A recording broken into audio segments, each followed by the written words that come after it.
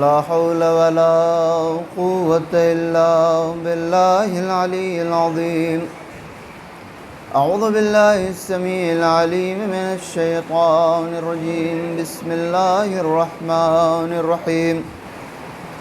الحمد لله الذي بطن خفيات الأمور ودلت عليه أعلام الظهور، ثم الصلاة والسلام وأفضل التحية والإكرام على سيد الأنبياء والمرسلين طه وياسين مولانا ومولى الثقلين جد الحسنين أبي القاسم محمد. اللهم صل على محمد وعلى محمد، لا سيما على أخيه ووسيه ووزيره وخليفته وعلى آله الطيبين الطاهرين المعصومين المظلومين المنتخبين المنتجبين، واللعنة الله الدائمة الباقية من الآن إلى قيام يوم الدين على أعدائهم أجمعين. أما بعد، فقد قال مولانا الإمام علي بن موسى رضا عليه الصلاة والسلام: بسم الله الرحمن الرحيم. يا ابن الشبيب، إن كنت باكيا فابكي للحسين فإنه ذبح كما يذبح الكبش. ایک صلوات پڑھ دو.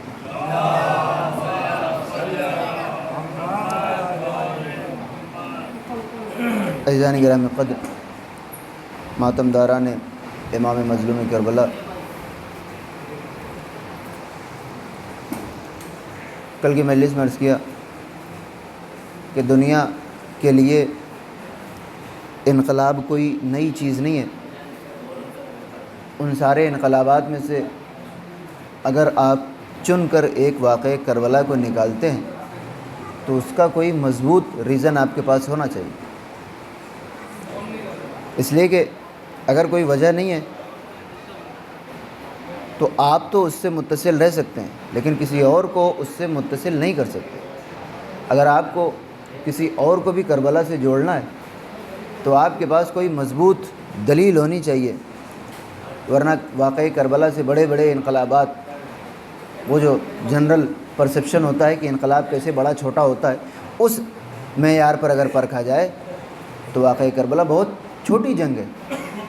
ان بڑی بڑی جنگوں کے بیچ سے آپ اس جنگ کو نکال کر کسی کے سامنے نمونہ عمل بنا کر پیش کریں تو دلیل تو آپ کے پاس ہونی چاہیے. تو ایک دلیل تو میں نے کل عرض کر دی کہ امام حسین اسلام کے اوپر رونا آپ کے اندر وہ احساس حقانیت پیدا کرتا ہے جو کسی اور میدان جنگ سے جڑ جانے پہ آپ کے اندر نہیں پیدا ہو سکتا. اس کی وجہ یہ ہے کہ جتنے بھی میدان جنگ ہیں اس میں کہیں نہ کہیں پرسنل انٹرسٹ موجود ہے. اگر پرسنل نہ بھی ہو تو اس کا جو ایریا ہے انفلوئنس کا وہ ایک محدود علاقہ ہے. چین کا انقلاب بہت اس کی تعریف کی جا سکتی ہے لیکن چین کے باہر نہیں ہو سکتی کیونکہ لوگوں کو اس میں کوئی انٹرسٹ نہیں. خود آپ کا ہندوستان کا کوئی انقلاب ہو، آپ پھولوں کی مالا چڑھا سکتے ہیں اپنے شہداء پر، ہندوستانی شہداء جو ہیں، لیکن سرحد کے باہر کسی کا کوئی اس میں انٹرسٹ نہیں ہے. امام حسین اسلام نے میدان کربلا میں نہ اپنے لیے قیام کیا تھا نہ اپنے خاندان والوں کے لیے قیام کیا تھا. اگر اپنا اور اپنے خاندان یا اپنے علاقے کے لوگوں کا خیال کرنا ہوتا تو انقلاب پیدا نہ کرنے میں بہت فائدے تھے، بیعت کر لینے میں بہت فائدے تھے. توجہ چاہتا ہوں، آپ کبھی غور فرمائیں. ہم اس بات سے سرسری گزر جاتے ہیں. کبھی آپ سوچیں کہ امام حسین اسلام اگر بیعت کر لیتے تو کتنے فائدے تھے. جان، مال، آبرو، یہ فائدے تو تھے ہی، ساتھ ساتھ جو نقصانات امام حسین اسلام نے برداشت کیے. کسی بھی واقعے میں اگر آپ کو دیکھنا ہو کہ حق پر کون ہے اور باطل کون ہے تو یہ دیکھا جاتا ہے کہ اس واقعے کے بینیفیشری کون ہے، اسے فائدہ کس کو مل رہا ہے. امام حسین اسلام کی حقانیت کی سب سے بڑی دلیل ہی یہ ہے کہ واقعہ کربلا سے امام حسین اسلام کو ایک ذرہ برابر بھی دنیاوی فائدہ نہیں ہوا. حتیٰ کہ امام حسین، کل میں نے عرض کیا تھا، وہ دونوں سگے بھائی تھے. ایک بھائی سامنے والے لشکر میں اور ایک بھائی اس طرف. وہ دوسرا بھائی یہی دنیاوی فائدے اس کو دکھا رہا تھا کہ یہ کون سی بیوقوفی کر رہے ہو، تمہیں معلوم ہے شام تک قتل و غارت ہو جائے گی، شام تک تمہارا سارا مال و اسباب ضبط کر لیا جائے گا. عزیزان گرامی، تو ایک تو یہ کہ امام حسین اسلام نے میدان کربلا میں جو انقلاب برپا کیا تھا وہ ذاتی فائدے کی بنیاد پر نہیں، حتیٰ یہ کہ دنیاوی فائدے کے بنیاد پر بھی نہیں، اللہ کے لیے قیام کیا تھا۔ جب اللہ کے لیے قیام کیا تھا تو امام حسین کی جزا بھی اللہ دے گا، اور آپ اگر اپنے آپ کو حسینی اور کربلائی بنا لیتے ہیں تو آپ کی جزا بھی اللہ ہی دے گا۔ لہٰذا اگر آنسوؤں پر ایک گھر مل رہا ہے تو وہ بہت چھوٹی جزا ہے اللہ کے کمپیریزن میں، یعنی جو کچھ اللہ کے پاس ہے اس سے اگر آپ ملائیں تو ایک گھر تو کچھ بھی نہیں۔ تو ایک بات تو یہ ہو گئی کہ واقعہ کربلا سے ہمارا تعلق ہونا چاہیے، چاہے ہم مسلمان ہوں چاہے مسلمان نہ ہوں، اس لیے کہ امام حسین السلام نے اللہ سے خود کو جوڑا تھا، اور جو کربلائی بنے گا وہ بھی اللہ سے جڑے گا۔ دوسری چیز میں عرض کر دوں، ایک صلوات پڑھتے بار محمد وآل محمد۔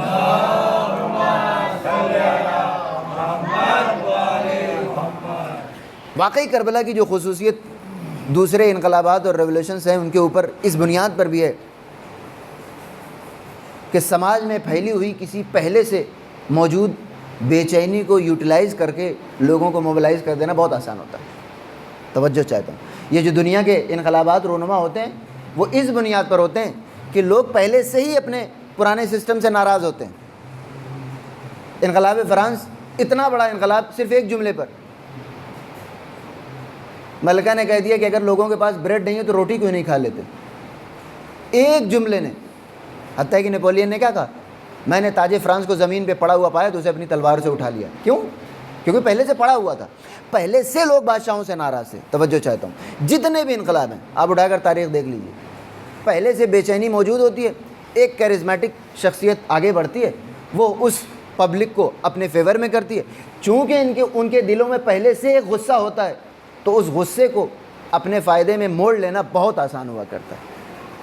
امام حسین اسلام کی خاصیت یہ نہیں ہے کہ امام نے یزید کے خلاف ایک بلوہ ہو رہا تھا اس کو لیڈ کر کے انقلاب برپا کر دیا، نہیں، کربلا کی خاصیت یہ ہے، امام حسین اسلام کے انقلاب کی خصوصیت ہی یہ ہے کہ امام حسین کے علاوہ سب کے سب یزید کے طرفدار ہو چکے تھے، یعنی سماج میں پہلے سے کوئی بے چینی نہیں تھی۔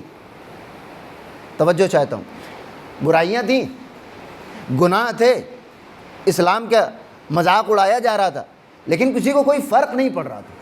لہذا اگر امام حسین السلام کا انقلاب دوسرے انقلابات سے رونما ہے اور دوسرے انقلابات کے مقابلے میں امام حسین کا انقلاب لوگوں کے لیے قابل تقلید ہے اور انسانوں کو اس انقلاب سے جڑنا چاہیے، تو اس کی وجہ یہ ہے کہ امام حسین کا انقلاب صرف اور صرف امام حسین علیہ السلام کی صفات اور کمالات کا خاصہ ہے، امام حسین علیہ السلام کے فضائل کا نتیجہ ہے، کسی اور کی محنت کا اس میں کوئی دخل نہیں۔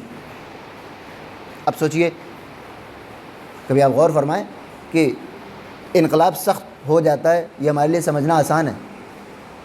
اگر پبلک کے اندر پہلے سے بادشاہ کے مطابق غصہ ہو، اس کے لیے پبلک پہلے سے ناراض ہو، تو انقلاب میں اس انقلابی کی بہت زیادہ فضیلت نہیں ہوتی، لیکن یہ یاد رکھیے گا وہ انقلاب آسان بہت ہو جاتا ہے، ہمارے لیے سن لینا بہت آسان ہے۔ آج کے زمانے میں ہماری صفوں سے کیا لوگ نہیں جا رہے ہیں، جبکہ نہ اس زمانے جیسی جزا ہے نہ اس زمانے جیسی سزا ہے، اس کے باوجود پائے سے بات میں لغزش آ جاتی ہے، نہیں آ جاتی ہے، انسان چلا جاتا ہے، کیا ملتا ہے؟ چھوٹا سا عہدہ، حتیٰ یہ کہ 2-4-5 سال کے بعد وہ عہدہ بھی نہیں رہ جاتا، اور جس کو یہ عہدہ مل رہا ہوتا ہے اسے بھی پتہ ہوتا ہے کہ 5 سال کے بعد اس حیثیت میں ہم باقی نہیں رہیں گے۔ مثلا آپ کو کونسلر بنا دیا، ایم ایل اے بنا دیا یا ایم پی بنا دیا یا کسی سیل کا آپ کو چیف بنا دیا، وہ ایک چھوٹا سا عہدہ بھی 5 سال کے بعد باقی نہیں رہتا ہے، لیکن لوگ جاتے ہیں، ہماری صفوں سے جاتے ہیں۔ اس زمانے میں کہ جب امام حسین علیہ السلام قیام کر رہے تھے تو قیام کرنے والوں کو کچھ ملنے والا نہیں تھا، تو ایک بات تو یہ طے ہو گئی کہ امام حسین علیہ السلام کو پبلک سے کوئی مدد نہیں ملی۔ امام حسین علیہ السلام نے جو بھی انقلاب برپا کیا وہ اپنے ذاتی کمالات کی بنیاد پر کیا۔ ایک صلوات پڑھ دے بر محمد وآل محمد۔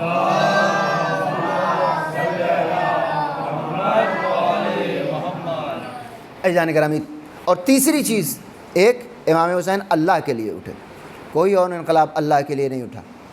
دوسرے، امام حسین السلام کو کوئی پبلک سپورٹ نہیں ملا، پبلک مطلب وہ جو ہیوج گیدرنگ ہوتی ہے وہ نہیں ملی، ورنہ 72 افراد ہوتے۔ تیسری چیز جو انسان کو واقعہ کربلا سے نزدیک کرتی ہے، چاہے وہ مسلمان ہو چاہے وہ مسلمان نہ ہو، آپ کو عقلی بنیادوں پر کربلا کو بلند ثابت کرنا ہوگا۔ تو ایک، اللہ کے لیے قیام کسی انقلاب میں نہیں ہوتا، دوسرے، عوام کا زیرو سپورٹ کسی انقلاب میں نہیں ہوتا، زیرو سپورٹ ہوتا تو کوئی اٹھتا ہی نہیں ہے، جب تک ایک بڑا سپورٹ نہ ہو کوئی نہیں آتا۔ تیسری چیز جو دوسرے انقلابوں سے انقلاب کربلا کو جدا کر دیتی ہے، وہ یہ کہ دنیا کا ہر انقلاب اس کے اندر امینڈمنٹ ہوتا رہتا ہے۔ 1 سال 2 سال 10 سال 20 سال 50 سال کے بعد جب وہ آن گراؤنڈ امپلیمنٹ ہوتا ہے تو آنے والا اس میں کچھ نہ کچھ تبدیلی کرتا ہے، کیونکہ جو انقلاب لا رہا تھا اس کے دماغ میں کچھ اور ہوتا ہے، اور وہ جو انقلاب کو نافذ کر رہا ہوتا ہے اس کے سامنے مشکلات کچھ اور ہوتی ہیں۔ 1850 کے آس پاس پچھلا انقلاب اس ہیومن جدید ہسٹری کا جو ہے وہ ہے کمیونزم، کہ جس نے ہر طبقے کو متاثر کیا، حتیٰ کہ ہمارے یہاں سے شیعہ افراد، علی سردار جعفری، کیفی اعظمی، سید اطہر حسین رضوی، انہی کا نام تھا، یہ سلطان المدارس کے طالب علم تھے سلطانیہ کے، اور آپ کے ذل حسنین نقوی امروہے کے، جنہوں نے اپنا نام بدل کے ذو انصاری کر لیا تھا، جینیس آدمی تھے، اور آپ کے کیا کہتے ہیں 1-2-4 اور نام ہیں جو آپ کے اسی ممبئی میں ان لوگوں نے قرآن کا مذاق اڑایا، اسلام کا مذاق اڑایا، شریعت کا مذاق اڑایا، جبکہ سب کے سب شیعہ تھے۔ حتیٰ یہ کہ اب یہ جو جاوید اختر ہیں آپ کے، ان کے دادا سید افتخار حسین رضوی کے نوحے موجود ہیں۔ توجہ چاہتا ہوں کیوں؟ کیونکہ ایک انقلاب تھا جو آن پیپر تو بہت اچھا لگ رہا تھا۔ توجہ چاہتا ہوں، ایک لفظ سنیے گا غور سے، کیونکہ آپ کو انہی لوگوں سے سامنا کرنا ہے نا۔ واقعہ کربلا کو آپ آیات اور روایات کی بنیاد پر تو نہیں ثابت کر سکتے، وہ آپ کے لیے ٹھیک ہے۔ توجہ چاہتا ہوں، ایک صلوات پڑھتے پر محمد وآل محمد۔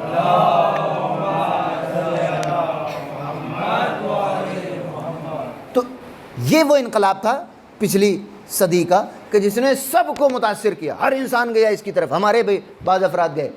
کیوں؟ کیونکہ پیپر پر بہت اچھا لگتا تھا۔ ذو انصاری گئے ماسکو، اس زمانے میں یہ چلن تھا کہ بڑا کمیونسٹ فوراً بھاگتا تھا ادھر، تو تھیوریٹیکلی تو وہ آسمان پہ پہنچ جاتا تھا، لیکن جب وہ پریکٹیکلی جا کر مشاہدہ کرتا تھا تو ذو انصاری، میں ایک لفظ ان کے بارے میں عرض کروں، یہ کتنے بڑے جینیس تھے۔ کہتے ہیں کہ یہ اپنا آرٹیکل ڈائریکٹ ڈکٹیٹ کرا دیتے تھے، یعنی کوئی رف یا فیئر والا مسئلہ نہیں تھا، ڈائریکٹ اپنے ٹائپسٹ کو یا جو بھی رہا ہوتا اس زمانے ڈکٹیٹ کر۔ کسی نے کہا کہ یہ تمہاری خوبی اور آرٹیکل کی خامی دونوں کی دلیل ہے کہ تم تو اتنے بڑے جینیس ہو کہ ڈائریکٹ لکھ دیتے ہو، لیکن اگر اس کو سوچ سمجھ کر لکھو تو اور اچھا لکھ سکتے ہیں۔ یہ گئے ماسکو، اردو اور رشین ڈکشنری جو اکلوتی ہے وہ انہی ذل حسنین نقوی صاحب کی ہے، جنہوں نے احتجاجاً اپنا نام ذو انصاری کر لیا تھا، کیونکہ مزاج میں تیزی آ گئی تھی۔ یہ زمیندار تھے، ان کے والدین نے کسی انصاری نامی انسان کی توہین کر دی، تو ممبئی آ کر انہوں نے اپنا نام ذو انصاری کر لیا۔ توجہ چاہتا ہوں، لیکن یہ سب کے سب اس نظریے سے پھر کیوں گئے؟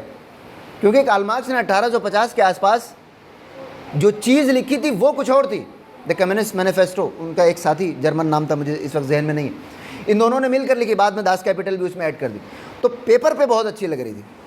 50 اور 1917 میں پہلا کمیونزم کا انقلاب آیا، یعنی جو پریکٹیکلی نافذ کیا گیا۔ کتنے سال ہوئے؟ 67 سال، 50 سال مان لیجیے زیادہ زیادہ۔ 50 سال کے بعد پہلا مرحلہ آیا، آن پیپر کچھ اور تھا، لیکن جب اس کو آن گراؤنڈ امپلیمنٹ کرنا ہوا تو 50 سال کا وقفہ لگ گیا، اور پہلا کام یہ کیا لینن نے، کیا کہا؟ پیپر پہ کیا لکھا تھا انہوں نے کہ ساری ملکیت، ساری مینس آف پروڈکشن یا جو جتنی بھی ویلتھ ہے وہ سب کے اوپر برابر ایکولی ڈسٹریبیوٹ ہوگی، کوئی بھی مالک نہیں ہوگا، کوئی بھی حکومت نہیں ہوگی، کوئی بھی پارٹی نہیں ہوگی۔ لینن نے کہا ایسے کیسے ہوگا؟ اگر حکومت نہیں ہوگی، کاسٹ لیس سوسائٹی تو ہو سکتی ہے، کلاس لیس سوسائٹی تو ہو سکتی ہے، لیکن اسٹیٹ لیس سوسائٹی نہیں ہو سکتی۔ ایک حکومت تو پیدا کرنی پڑے گی۔ لہٰذا انہوں نے ایک وین گارڈ پارٹی بنائی، پہلا شفٹ آیا، انہوں نے لکھا تھا کچھ اور، پہلی ہی بار جس نے کیا اس نے آدھی کمیونزم کو تبدیل کر دیا، کہ بغیر حکومت کے کیسے ہوگا، لہٰذا ہمارے ہاتھ میں حکومت آنی چاہیے۔ آگے بڑھے، اسٹالن نے، میں اس لیے عرض کر رہا ہوں کہ باقاعدہ یہ سب کیٹیگریز ہیں کمیونزم کی، لیننزم، اسٹالنزم، ماؤوزم، اگر اس کا نام رکھا گیا ہے اس کا مطلب کہ کچھ نہ کچھ فرق موجود ہے۔ توجہ چاہتا ہوں، اسٹالن نے اس کو اور زیادہ تبدیل کر دیا۔ ماؤ نے آ کر کہا کہ power comes from the barrel of the gun, چھٹی ہو گئی۔ وہ جو انہوں نے کچھ لکھا تھا اب آخری نقطۂ کمال پہ پہنچا تو وہ بالکل کمپلیٹلی کمیونزم تبدیل ہو گیا، اور انہوں نے غلط بھی نہیں کیا۔ توجہ چاہتا ہوں، غلط نہیں کیا، بھائی لکھا تھا انہوں نے اپنے زمانے کے حساب سے۔ اب جب یہ اس کو نافذ کرنے پہنچے تو جس نے اپنے حساب سے جو مشکلات اس کو پیش آئیں اس نے اس کو نرم آٹے کی طرح اپنی منچاہی شکل میں ڈھالنا شروع کر دیا۔ لینن نے کچھ اور کیا، اسٹالن نے کچھ اور کیا، ماؤ نے کچھ اور کیا، اور آج لاؤس، کمبوڈیا یا جو لیٹن امریکہ کا ملک ہے کیوبا وغیرہ وہاں پر موجود ہے، اس میں آپ ملا لیں بالکل شکل مختلف ہے۔ کیا انہوں نے غلط کیا؟ نہیں، بالکل غلط نہیں کیا۔ کیوں؟ کیونکہ ہر انسان اپنے زمانے کی مشکلات کے لحاظ سے اگر اس کی ڈیفینیشن طے نہ کرتا تو وہ انقلاب اتنا بھی نہیں چل پاتا۔ توجہ چاہتا ہوں، اگر یہ ساری چیزیں آپ کو سمجھ میں آ گئی، میں نے بڑے انقلاب کی مثال اس لیے دے دی کہ چھوٹے انقلابات تو اسی میں آ جائیں گے۔ ایک بڑا انقلاب کہ جس نے پوری دنیا کو ایک ساتھ متاثر کیا، 100 سال کے اندر 5 بار اس کے اندر تبدیلیاں آئیں، اور وہ تبدیلیاں جائز بھی تھیں۔ کیوں؟ کیونکہ جس نے انقلاب برپا کیا تھا اسے ان ساری تبدیلیوں کی خبر نہیں تھی کہ زمانہ اتنا تبدیل ہو جائے گا، تو میرے جو انقلاب کی شکل و صورت ہے، یہ جو میرا رائٹ اپ ہے، یہ جو میرا آرٹیکل ہے، پیپر ہے، اس کو تبدیل کرنا پڑے گا۔ اب ایک جملہ عرض کرتا چلوں کہ دنیا کا سب سے اچھا جانا مانا انقلاب جب زمین پر اترتا ہے تو 100 سال کے اندر اس کے اندر 5 بار تبدیلیاں کی جاتی ہیں۔ حسین کا انقلاب اس لیے لوگوں کو قابل تقلید ہے، اور اس لیے حسینی بننا اور اس لیے کربلائی بننا ضروری ہے کہ حسین نے 1400 سال پہلے جو ایک جملہ کہا تھا وہ آج بھی اسی طرح اپنی انقلابی شکل میں باقی ہے۔ امام حسین نے کہا تھا، یزید سن، مجھ جیسا تجھ جیسے کی بیعت نہیں کرے گا۔ حسین موجود نہیں آج ہمارے زمانے میں، لیکن حسین کا وارث بھی موجود ہے اور حسین کا جملہ بھی موجود ہے۔ ایک صلوات پڑھ دے بار محمد و آل محمد۔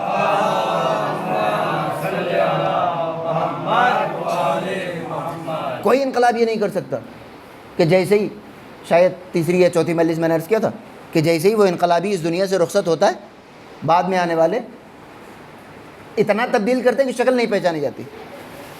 حتیٰ یہ کہ انقلاب فرانس جو بہت گلوریفائی کیا جاتا ہے، آج فرانس جب اس طرح کی حرکتیں کرتے ہیں سیکولرزم پہ کے نام پر، تو وہ کہتے ہیں کہ ہم نے دیکھو کتنا بڑا انقلاب برپا کیا۔ عزیزان گرامی، وہ انقلاب، اس میں ایک زمانہ آیا تھا رین آف ٹیرر، 5 یا 6 سال کا انقلاب لے تو آئے، لیکن انقلابیوں نے وہی حرکتیں کرنی شروع کر دی کہ جس کے خلاف وہ انقلاب برپا ہوا تھا۔ لوگوں کو پکڑ پکڑ کے، جیوٹین نامی بلیڈ تھا، وہ گرتا تھا اوپر سے، سر تن سے جدا ہو جائے بغیر تکلیف کے، وہ اسپیشل بلیڈ نکالا گیا تاکہ دھڑا دھڑ لوگوں کو ایگزیکیوٹ کیا جائے۔ بڑے بڑے انقلابیوں کو پکڑ کر رابسپیئر نے اسی کے حوالے کرنا شروع کیا، ظاہراً میکسیملین رابسپیئر اس کا نام تھا۔ تو یہ کیا ہوا؟ انقلاب لانے کو تو لے آئے، لیکن چونکہ انقلاب ان کی فضیلت کی بنیاد پر نہیں آیا تھا، ان کی کسی خصوصیت کی بنیاد پر نہیں آیا تھا، وہ عوام کے غصے کی بنیاد پر آیا تھا۔ لہٰذا جب ان کے ہاتھ میں وہ انقلاب پڑا تو انہوں نے وہی سارے کام کر دیے۔ لیکن امام حسین علیہ السلام کے انقلاب آج بھی اگر اسی شکل میں باقی ہے تو اس کی وجہ یہ ہے کہ انقلاب لانے والی ذات اگر معصوم تھی تو انقلاب بچانے والی ذات بھی امام معصوم تھی۔ ہمارے اور آپ کے ہاتھ میں عزاداری ہوتی تو اب تک اس کا بھی وہی حال ہوا ہوتا جو دوسرے انقلابوں کا ہوا ہے۔ آپ فرمائیں، بڑے سے بڑا عالم دین، بڑے سے بڑا پڑھا لکھا انسان، بڑے سے بڑا انٹلیکچوئل تصور حسین میں کوئی تبدیلی نہیں کر سکا۔ عزاداری کی رسمیں ظاہر ہے ہر دنیا کے ہر علاقے میں مختلف ہیں، تو وہ مختلف ہو جاتی ہیں، لیکن وہ جو کور ویلیو ہے اس میں چھیڑ چھاڑ کرنے کی ضرورت کسی کو نہیں محسوس ہوئی۔ ضرورت نہیں بلکہ ہمت نہیں ہوئی کہ کوئی کہہ دے کہ امام حسین اسلام نے کہا تھا اس زمانے میں دین کو زیادہ خطرہ تھا، آج کے یزید کی بیعت کر لینی چاہیے۔ نہیں، کیونکہ خطرہ ہے کہ یہ عزاداری یا امام حسین اسلام کا یہ جو انقلاب ہے اس میں چھیڑ چھاڑ کرنے کی کوشش کی تو خود انسان مٹ سکتا ہے، لیکن پیغام حسینی کو کوئی آنچ نہیں آ سکتی، اور لوگوں نے کیا ہے۔ امام حسین اسلام کے مقابلے میں میں اپنی 34-35 برس کی مختصر سی زندگی میں، آپ حضرات کے تجربات تو ماشاءاللہ زیادہ ہیں مجھ سے، میں نے یہ دیکھا ہے کہ امام حسین علیہ السلام کے معاملے میں جس نے اپنی زبان کا خیال نہیں کیا، ختم ہو گیا، میدان عرصہ وجود سے فنش ہو جاتا ہے وہ انسان۔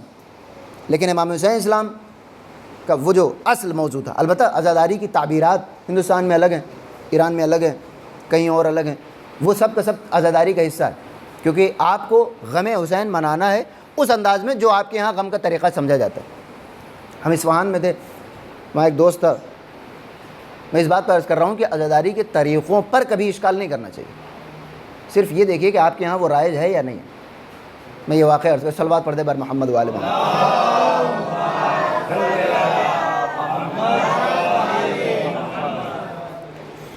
تو شہر سے باہر فلاور جان نام کا ایک دیہات تھا، وہاں کے وہ ہمارے دوست تھے، ایک بار آئے ہمارے مدرسے میں، کہنے لگے محرم میں ہمارے یہاں گاؤں چلو گے؟ چلو۔ اچھا، یوں بھی ہم لوگوں کو، ہندوستانیوں کو، وہ جو کلچر کا ڈفرینس ہے تو کلیجہ ٹھنڈا نہیں ہوتا ہے جب تک اپنے انداز میں انسان عزاداری نہ کر لے. تو انہوں نے کہا کہ عاشور کے دن چلا. میں کہا ٹھیک ہے. تو اس کے ساتھ گئے. تو اب وہ بالکل عصر کا وقت, ہمارے ہاں جو انسان بالکل رونے کے لیے آمادہ ہوتا ہے. میں اختلاف بتا رہا ہوں کہ کتنا مختلف ہوتا ہے انداز.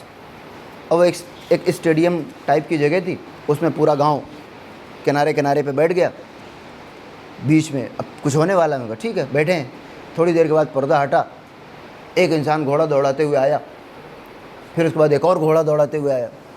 پھر بعد میں پتہ چلا کہ وہ دونوں, ہم اپنے لحاظ سے نعوذ باللہ کریں, ان کے یہاں ٹھیک ہوگا, امام حسین علیہ السلام اور جناب علی اکبر کا کریکٹر پلے کر رہے تھے عاشور کے شام کو, یعنی 4 بجے. میں کہا بھائی ہمارے برداشت کی چیز نہیں ہے, اس کو ہم ڈائجسٹ نہیں کر سکتے, لیکن ان کے یہاں وہ صدیوں سے چلی آ رہی. تو عزیزان گرامی, اس اختلاف کو آپ امام حسین علیہ السلام کے پیغام کا اختلاف نہ سمجھیے گا.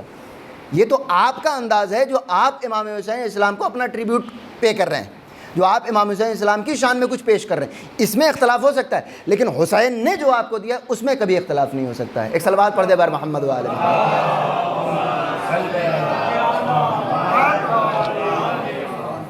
یہ وجہ ہے کہ ابھی کچھ دن پہلے ایک مسئلہ اٹھا تھا کہ امام حسین علیہ السلام کا خون نعوذ باللہ نجس تھا, میدان کربلا پہ گرا تو پاک کر دیا. آپ بتائیں, جو چیز خود نجس ہو نعوذ باللہ, وہ کسی اور چیز کو پاک کر سکتی ہے؟ یہ ہے کہ آپ زبان نہیں سنبھالتے, آپ کو اپنے مذہب کی بیسک باتیں نہیں پتہ. سنا ہوگا نا, ایک جملہ عرض کر دوں کیونکہ یہ چیزیں وہ خطرے میں ڈالتی ہیں جو بظاہر لاجیکل لگیں. بالکل اللاجیکل بات سے کوئی خطرہ نہیں ہوتا ہے, وہ کہتا رہے انسان, لیکن جب اس کو لپیٹ کر منطق کے لفافے میں پیش کیا جاتا ہے تو اس سے خطرہ ہوتا ہے. تھا امام حسین علیہ السلام کا خون نعوذ باللہ نجس, لیکن جس زمین پہ گرا وہ پاک ہوئے. عزیزان گرامی, اس کا مطلب کہ آپ کو اپنے مذہب کی بنیادی باتیں پتہ نہیں ہیں. آپ کو معلوم ہے شہید کا حکم, یعنی شہید کے جسم کا حکم آپ کے مردہ جسم سے کتنا مختلف ہے. شہید کے بدن سے خون کا ایک ذرہ بھی صاف کرنے کی اجازت نہیں ہے. شہید کو کفن بنانے کی اجازت نہیں ہے. کیوں؟ کیونکہ شہید کا بدن نجس ہی نہیں ہوتا ہے, اور شہید کے لیے حکم شریعت میں کہ اس کے بدن سے خون بھی نہ صاف کیا جائے, وہ اسی عالم میں اپنے پروردگار عالم سے ملاقات کرتا ہے. اور ہمارے اور آپ کے لیے بدن سے نجاست کا ایک ایک ذرہ دور کرنا واجب نہیں ہے. اگر ایک انسان کر دے تو ٹھیک, ورنہ پورا علاقہ گناہ گار ہے جس چیز کو معلوم ہے کہ اس مردے کے بدن پہ مثلا کوئی نجاست پڑی, یا مثلا غسل ہی نہیں دیا گیا, غسل میت اگر نہیں دیا گیا اور دفن کر دیا گیا, جس انسان کو معلوم تھا اس میت کے بارے میں, ہر انسان گناہ گار ہے. تو ہمارے مردہ جسم کا معاملہ تو یہ ہے, اور شہید کے جسم کا, اس کے بدن سے, یا امام حسین علیہ السلام کے بے غسل و کفن کہا جاتا ہے, در حقیقت وہ دفن کی بات تھی. غسل تو امام حسین علیہ السلام کو دینا ہی نہیں تھا. شہید کو غسل نہیں دیا جاتا, اس کے بدن سے خون نہیں صاف کیا, یہ شہید کا زیور قرار دیا جاتا ہے. اب اگر کہیں اور کے بارے میں اگر کہا ہوتا کہ امام حسین علیہ السلام کا خون نعوذ باللہ نجس ہے, تو 1 منٹ کو انسان سوچ سکتا تھا. کربلا کے بارے میں آپ کہہ رہے ہیں, کربلا میں امام حسین کا خون, تو کیا جون کا خون بھی نجس نہیں تھا؟ کیونکہ شہید کا خون نجس نہیں ہوتا. یعنی اس میدان کی آپ گفتگو کر رہے ہیں کہ جہاں پر امام حسین کی دور کی بات, معمولی سے غلام کا خون بھی نجس نہیں تھا. اب اگر کوئی کہتا ہے کہ خون نجس تھا یا نہیں تھا, اس کا مطلب کہ اپنے اس کو مذہب کی فقہ کی بنیادی باتیں نہیں پتہ. ایک صلوات پڑھ دے بار محمد وآلہ محمد.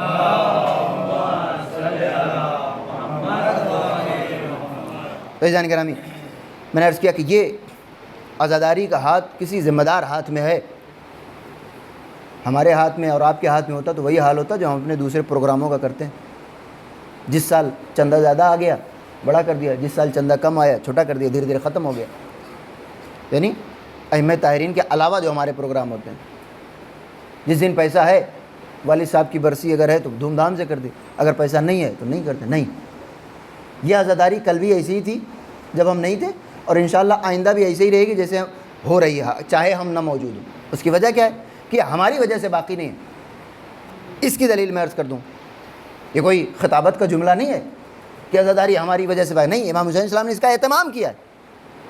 عصر عاشور چند منٹ کا فرق ہے. امام حسین السلام نے 2 گفتگو کی ہے چوتھے امام سے, اور درمیان میں کسی گھنٹے کا بھی فاصلہ نہیں ہے, منٹوں کا فاصلہ ہے. اور دونوں جو جملے ہیں امام حسین السلام کے, ان میں زمین آسمان کا فرق ہے. امام حسین السلام آتے ہیں بیچ میں سے جنگ کرتے کرتے واپس آئے. وقت زیادہ نہیں ہے، بس یہ گفتگو اور انشاءاللہ ختم و دعا. امام حسین صاحب واپس آئے خیمے میں، اور چوتھے امام نے اپنی کوہنیوں کو بستر پر ٹیک کر اٹھنے کی کوشش کی. امام حسین السلام نے کہا کہ نہیں، اور یہ مفصل آپ کو سارے مقاتل میں یہ جملہ مل جائے گا. امام نے فرمایا کہ تم لیٹے رہو. چوتھے امام نے اپنی پھوپھی جناب زینب سلام اللہ علیہ سے کہا، غور سے سنیے گا، کہ میری تلوار کہاں ہے اور میرا عصا کہاں ہے؟ آپ نے فرمایا کہ میرے لال کیا کرو گے؟ آپ نے فرمایا کہ عصا پر سہارا لوں گا اور تلوار کے ذریعے فرزند زہرا کا دفاع کروں گا، کیونکہ یہ واجب ہے. اگر امام حسین السلام کے اوپر وقت پڑ جائے تو خود چوتھے امام کے اوپر بھی جہاد واجب ہے، دفاع امام کا واجب ہے، جیسے شہزادی سلام اللہ علیہ نے مولا کائنات دفاع کی. امام حسین السلام اس دور، اب یہ جناب زینب کی ڈومین نہیں ہے کہ اس میں گفتگو کریں دو اماموں کی اتھارٹی میں، یعنی امام کے کیا اختیارات ہیں، امام پر کوئی چیز واجب ہے کہ نہیں ہے، اس میں جناب زینب نے کوئی لفظ نہیں. امام حسین السلام نے کہا. یہ جملہ جناب زینب نہیں کہہ سکتی تھی کہ نہیں بیٹا تمہارے پر واجب نہیں ہے، کیونکہ وہ چیز پہلے سے ہی واجب ہے ہر انسان کے اوپر. جس کے زمانے میں امام وقت موجود ہے، امام وقت کا دفاع ہر انسان پر واجب ہے. امام حسین السلام نے کیا کہا؟ یہ جملہ آپ نے بارہا سنا ہوگا کہ تم بیمار ہو، تمہارے اوپر سے یہ جہاد ساقط ہے. اور فرما رہے ہیں یعنی یہ جہاد ساقط ہے. تھوڑی دیر کے بعد امام حسین السلام واپس آتے ہیں خیمے میں، اور اسی بیمار بیٹے کو مخاطب کرتے ہیں اور کہتے ہیں، اے میرے لال سید سجاد، انت اطیب ذریتی، تم میری ذریت میں سب سے زیادہ پاک و پاکیزہ اور باصلاحیت ہو.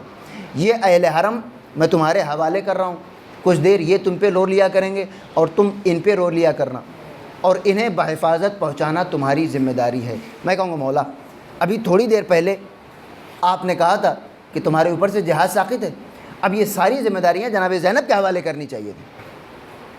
اب یہ جو بچا ہوا قافلہ ہے اس کی سپہ سالاری جناب زینب کے ہاتھوں میں دینی چاہیے تھی، لیکن آپ ابھی اسی بیمار بیٹے سے تھوڑی دیر پہلے آپ نے کہا کہ جہاد ساقط ہے، اب ساری ذمہ داریاں اپنے اسی بیمار بیٹے کے حوالے کر رہے ہیں. عجب نہیں مولا آواز دیں کہ جہاد ساقط ہے لیکن انقلاب ساقط نہیں ہے. اب یہاں سے آگے جو پیغام حسینی جائے گا اس پیغام کا ہاتھ کسی ایسے کے ہاتھ میں ہونا چاہیے کہ جو عصمت میں امام حسین کے برابر ہو. اگر امام حسین اسلام کا دست شفقت اسلام کے اوپر تھا اور وہ معصوم تھا، تو یہ دست شفقت امام حسین کے بعد جب آئے تو اس ہاتھ کو بھی معصوم ہونا چاہیے. یہ وہ مقام ہے کہ جس کے بعد عزاداری کے طریقے تو مختلف ہو گئے لیکن امام حسین اسلام کا پیغام کبھی تبدیل نہیں ہو سکا. بھائی جان گرامی، میں نے اپنی گفتگو تمام کی، اور امام حسین اسلام کی ایک خصوصیت کہ جس نے واقعہ کربلا کو اب تک زندہ رکھا ہے وہ یہ، میں نے عرض کیا تھا کہ آپ اور ہمیں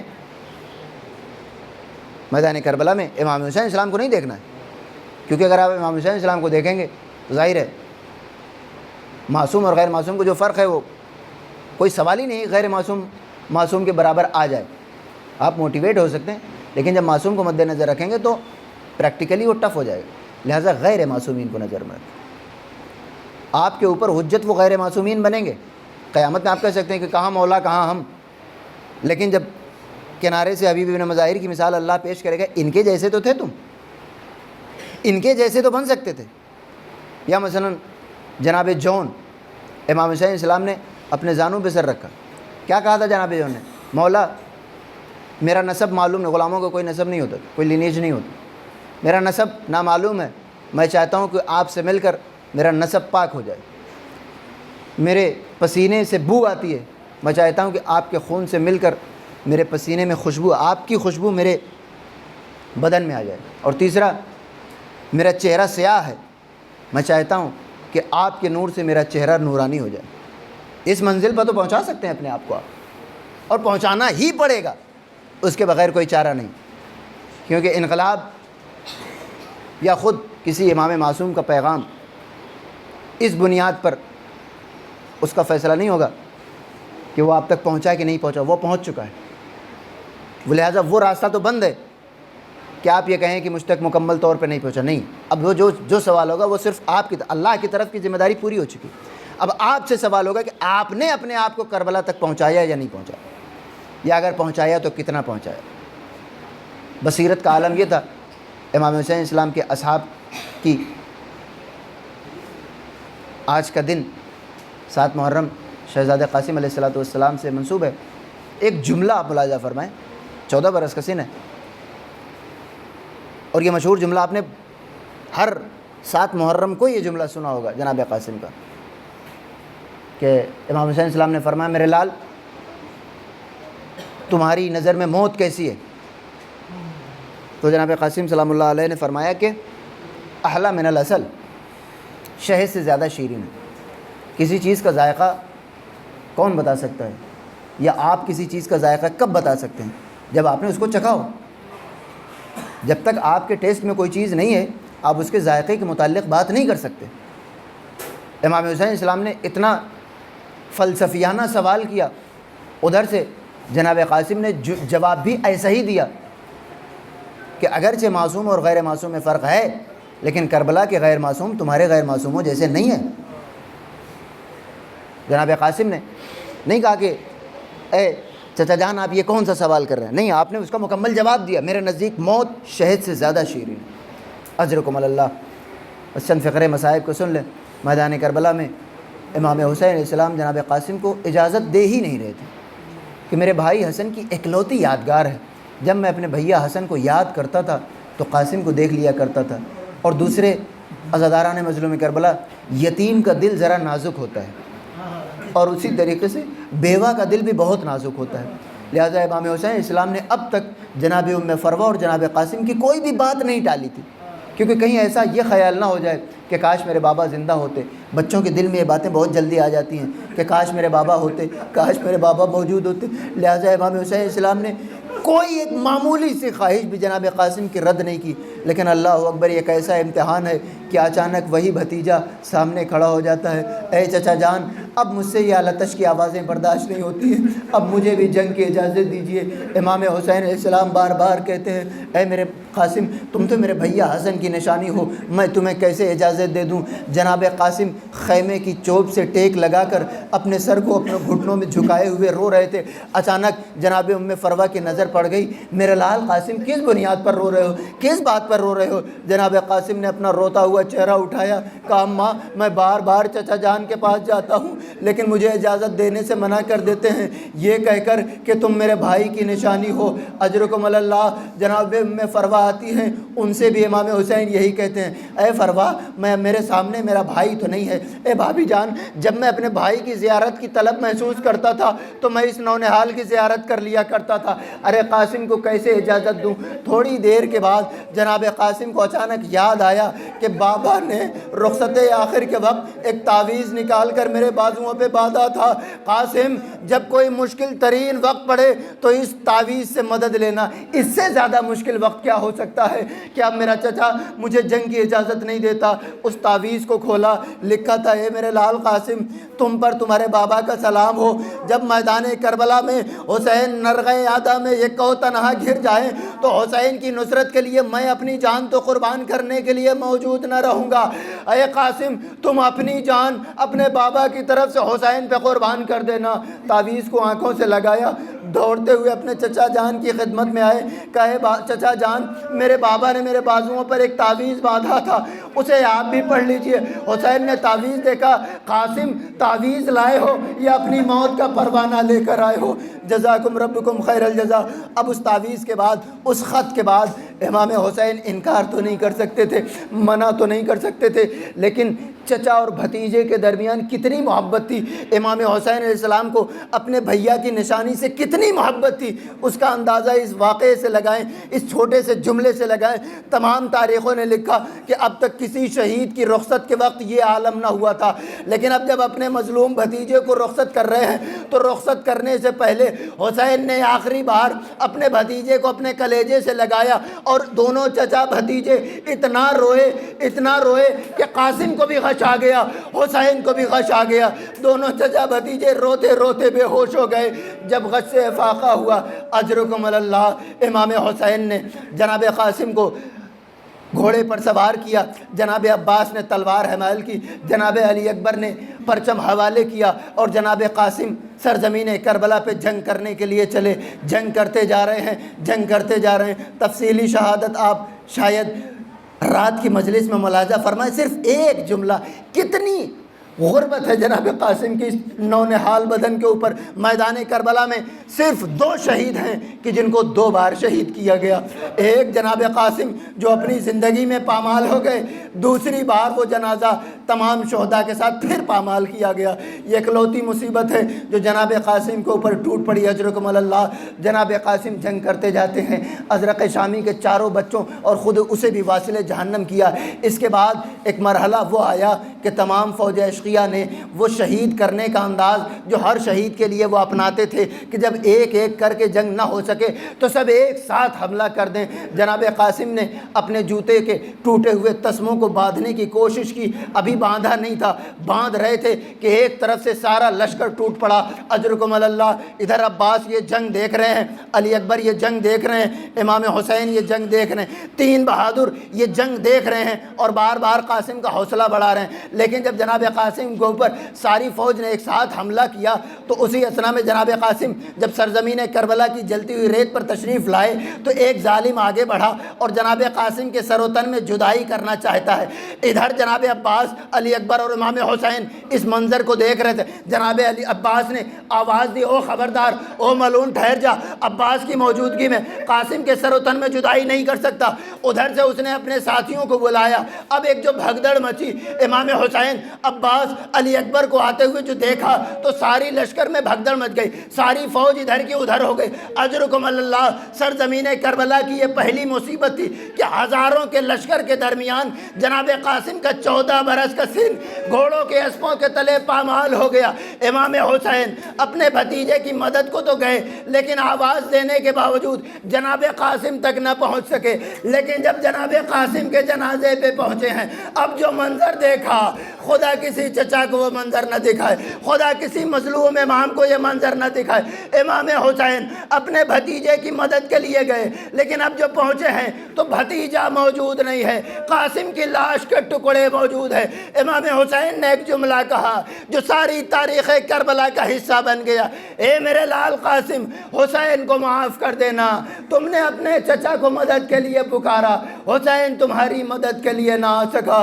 اجرکم اللہ۔ بس آخری فقرہ زاداران مظلوم کربلا، جناب قاسم کے بدن کے ٹکڑے تو ہو گئے، امام حسین نے اپنی عبا کا دامن پھیلایا اور اس میں سارے ٹکڑوں کو جمع کیا اور اس لاش کے ٹکڑوں کو لا کر میدان کربلا سے گزرتے ہوئے خیام حسینی تک پہنچا دیا۔ اب وہ بیوہ ماں کہ جس کے لیے اپنے بیٹے کی جدائی سب سے بڑا زخم ہو سکتی تھی، اب اس نے ایک بڑا زخم کیا دیکھا کہ لاشا آ رہا ہے۔ جناب ام فروہ آئی اور پوچھتی ہیں کہ ارے میرے قاسم کا لاشا کہاں ہے؟ اب امام حسین کیا جواب دیں کہ قاسم کا لاشا کہاں ہے؟